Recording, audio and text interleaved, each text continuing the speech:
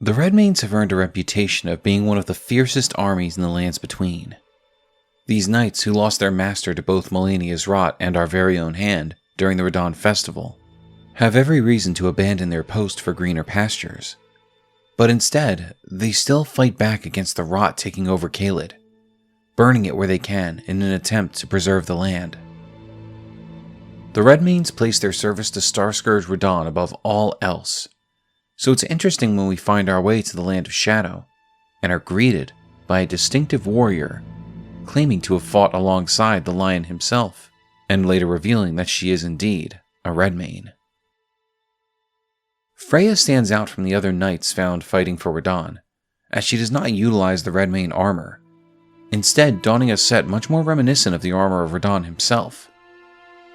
Today, we're going to explore the story and mindset of Freyja, the Redmane turned follower of Miquella.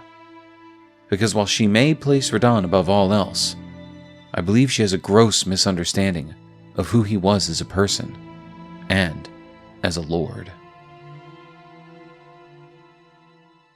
Welcome to Elden Lore, our weekly lore series where we explore the people, places, and knights of the lands between and the Land of Shadows. If this is your first time finding the channel, we're glad to have you with us, and we hope you enjoy both this and the other 140 lore videos in our Elden Lore playlist. We try to interact with our community as much as possible, so feel free to join our Discord where we come together to talk about our favorite lore across the FromSoft catalog. I also make it a point to check every comment on the channel, so if you have any requests for new content, I will definitely see them. As always, hitting the subscribe button would be appreciated, but your viewership is what really matters to us, so no pressure. With that said, let's get back to the story at hand. Upon entering the Land of Shadow, we're free to explore this space to our heart's content. However, it's very likely the first thing to really catch your eye will be a golden sign with NPCs huddled around it. Outside of Needle Knight Leda, there's a strong possibility the first character you speak with in the DLC will be Freyja, and she's more than happy to make your acquaintance. Lady Leda spoke of you. You're that tarnished. Guided here by Kindly Miquella, weren't we all? I am Freyja. I once fought alongside General Radahn. In battle, you can be sure I'll hold my own. Oh, another thing. Did you speak to our dour little friend? If you've yet to do so, have him give you a map of the Cross's whereabouts. You'll find more of them dotted about these lands. They are Miquella the Kind's footprints. The dour friend she speaks of is Hornsent, a man with his own story and path through this land. But the important thing this teaches us about Freyja is that she cares not for a person's disposition. As long as she can call them an ally on the field of battle, that's more than enough for her.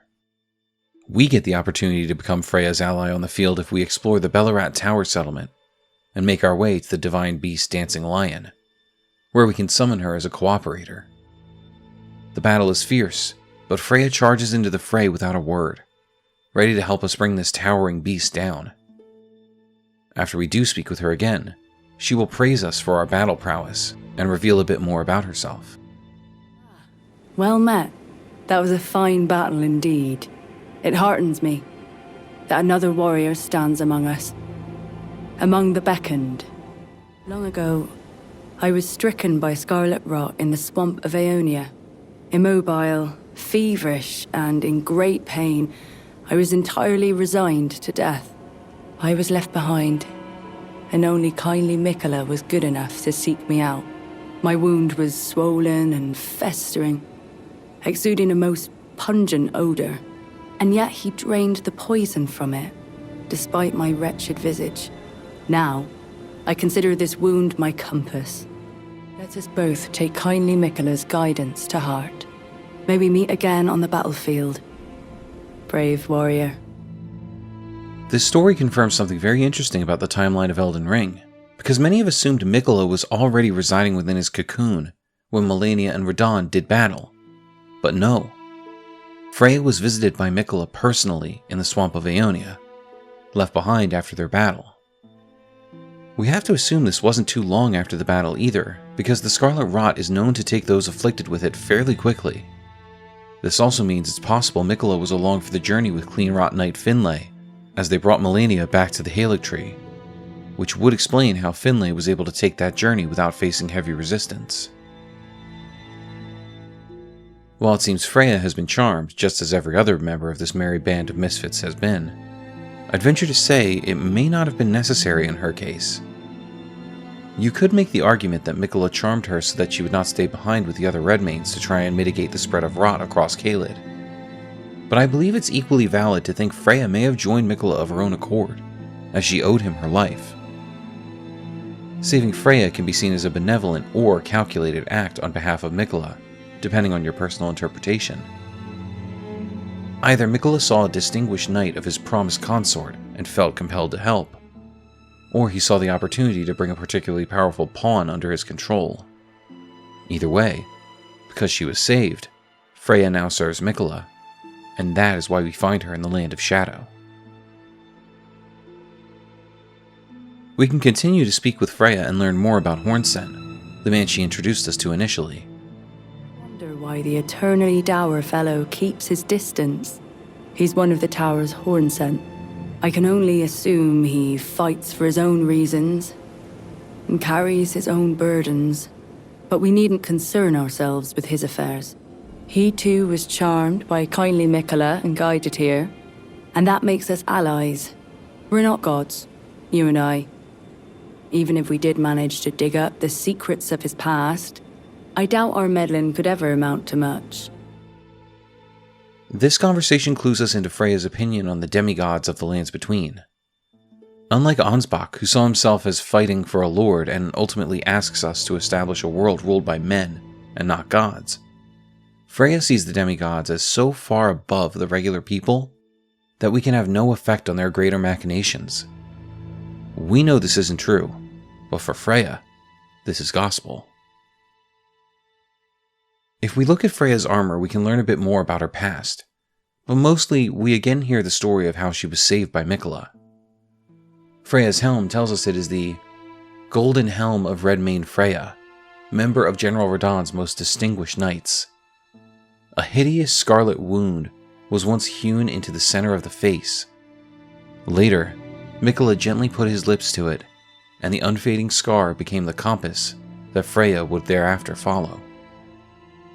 Not only did Miquella heal her, he did so with a kiss, which is interesting, because he was able to quell the rot without a needle.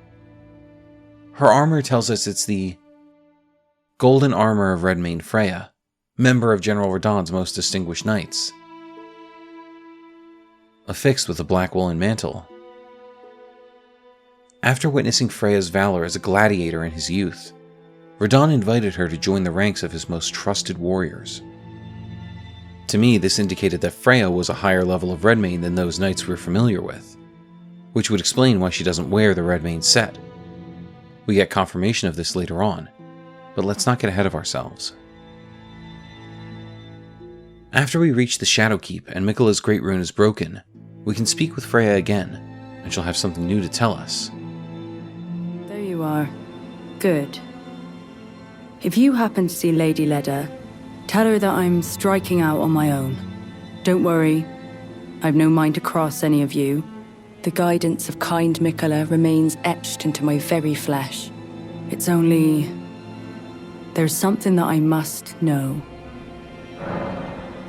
Kindly Miquella spoke of the vow he once made with General Radahn, and it is here the vow shall be honored.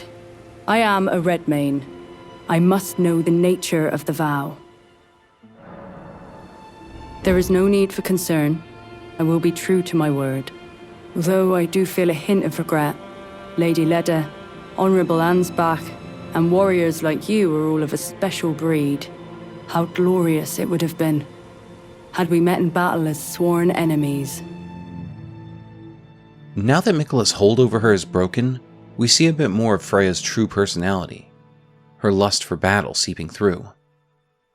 She's adamant that while we all follow the path of Miquella and we are allies, she recognizes the strength of her companions and fantasizes about meeting them in battle in order to test her mettle. A true Redmane through and through, Freyja lives for a challenge. This point is further proven by our ability to summon her for our fight against the Great Red Bear Rugalia, which I almost definitely just mispronounced. As we make our way through the Shadowkeep and up the Specimen Storehouse, we hear Freyja overhead, having an issue reading something. Let me see. Fickle, fidgety little letters. I should wipe you. Now, Freyja. Don't let it pile you up. Take it slow. Take it slow. By my lord, will I ever make sense of this jumble? Once we find her, we can speak with her about the tablets that are vexing her. Hello? I'm afraid I'm busy. A curse upon my lack of foresight. I should have asked Ansbach to impart his knowledge when I had the chance. If we're following Ansbach's quest, we can tell him of Freyja's plight, and he'll give us a letter to deliver explaining the situation. That Miquella has taken Mohg's body, so that he may place Radahnn's soul inside, reviving his promised consort. Sir Ansbach? To me? What on earth could it... Yes. Of course. I see. As the Festival of War concluded, General Radahn's soul met an honorable end, but Kindly Miquella wishes to revive it, which is fine by me.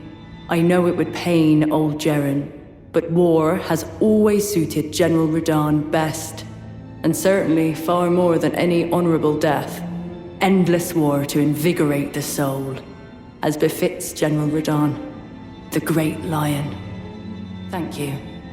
Now I finally cast off my misgivings. Give my regards to Honorable Ansbach. Tell him, if we should meet in battle, to face your bow would be fine enough, but to face your blade would be an honor. All that remains is the fight, for our kind Miquella. There is a lot to unpack here, but I want to start with the shield she gave us. The Golden Lion Shield is a shield made to resemble a fierce golden lion with a luxuriant mane, awarded to especially valorous members of Radahn's personal guard on the occasion of its formation. This confirms Freyja was no simple Redmane, but a member of Radahn's personal guard, meaning she had access to him on a more personal level than most Redmanes. Given this information, it raises the question, is she right for thinking Radahn would not have been satisfied with an honorable death?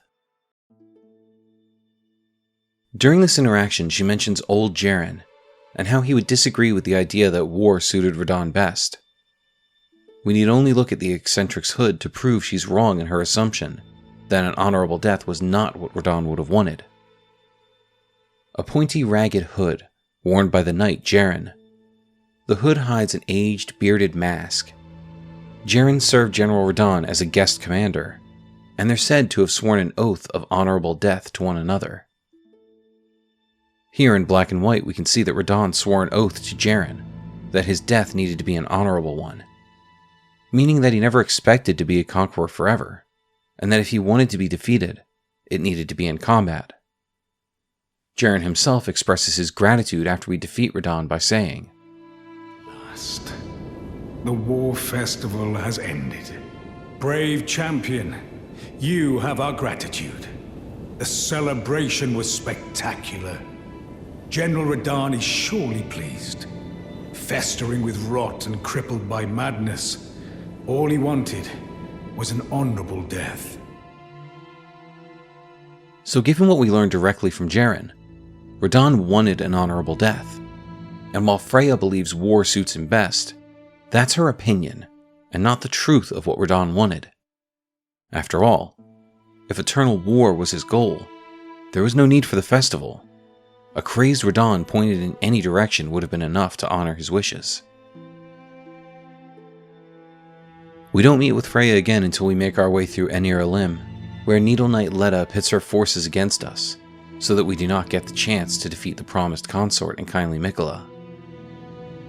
During this fight, Freyja will face us, and she says, I could not hope for a worthier foe. This is our moment.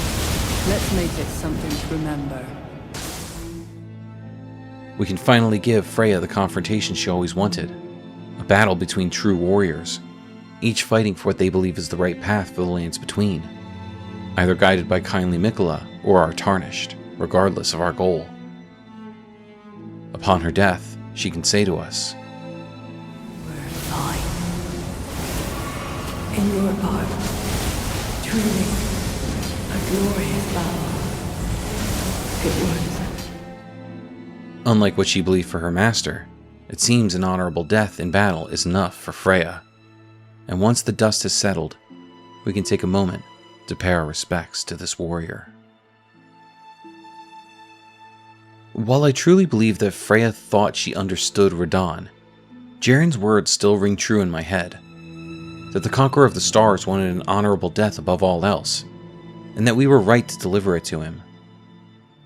While Radahn may have made a promise to Miquella to be his consort, the responsibility of protecting the lands between by holding back the stars clearly took precedence. If Miquella's plan was always to revive Radahn after having Malenia kill him, which didn't quite take, then it's a betrayal of his final wishes for himself. Sure, Freyja believed that war suited General Radahn better than the peace of an honorable death, but that was a misguided idea, from a woman who only saw the side of her lord that lived for battle. She failed to consider the other side of Radahn, his intelligence, his noble spirit, his willingness to sacrifice himself for the safety of the lands between. And in that, she misunderstood who her liege was. Yes, Freyja was always loyal, but siding with Leda to revive Radahn's soul so that he could wage war as Miquella's consort makes her the most misguided of all the Redmanes. Thank you for joining us for our exploration of Redmane Freyja, the royal guard of Starscourge Radahn. What did you think of our breakdown of her story? Was Freyja wrong to believe that Radahn would welcome being revived after he finally attained the honorable death he and Jaren agreed upon? How did Miquella heal Freyja without a golden needle? How did Freyja know of Ansbach's prowess as a warrior? Do you think we should have been able to swing her to our side in the battle against Leda? Let us know your thoughts and theories in the comments. Don't forget to like, subscribe, hit the bell, and set notifications to all so you never miss out on any of our lore dives. We look forward to seeing you again for more Elden Lore.